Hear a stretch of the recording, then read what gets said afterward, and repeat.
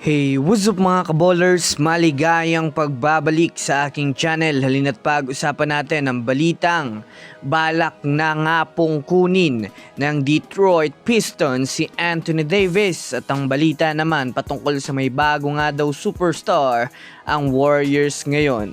Tara na't pag-usapan natin yan dito sa Basketball Hot Shots.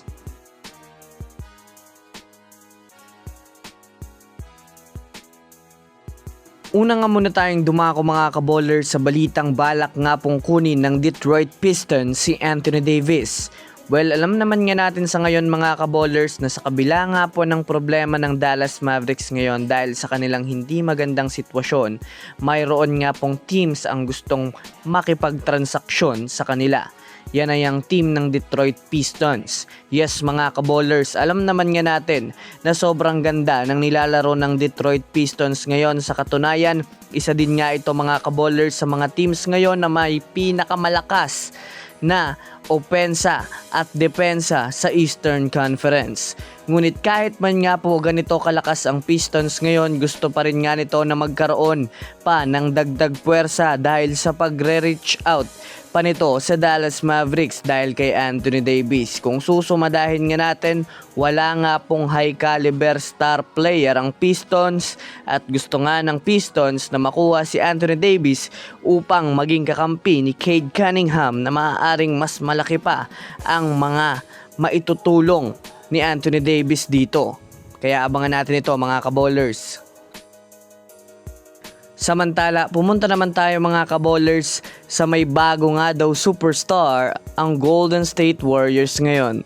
Well, kung matatandaan nga natin mga kaballers, medyo nawala na nga po ng pag-asa ang mga Warriors fans ng mga nakaraan dahil bukod sa naging sunod-sunod na talo nito ay nagkaroon pa nga ng mga injury ang kanilang mga main superstars.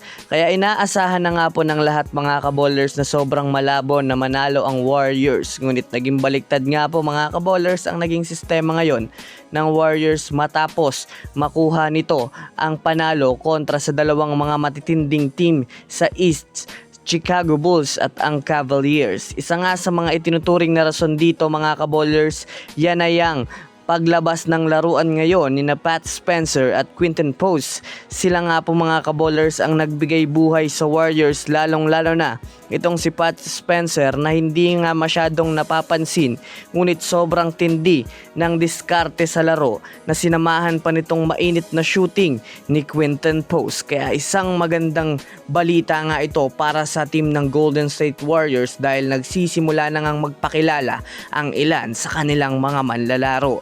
So yun lamang mga kaballers, yan lang na muna ang ating pag-uusapan sa ngayon. Pindutin na ang subscribe and hit nyo na rin ang notification bell para sa mga susunod na updates sa mundo ng basketball. Again, this is Basketball Hot Shots. Thanks for watching.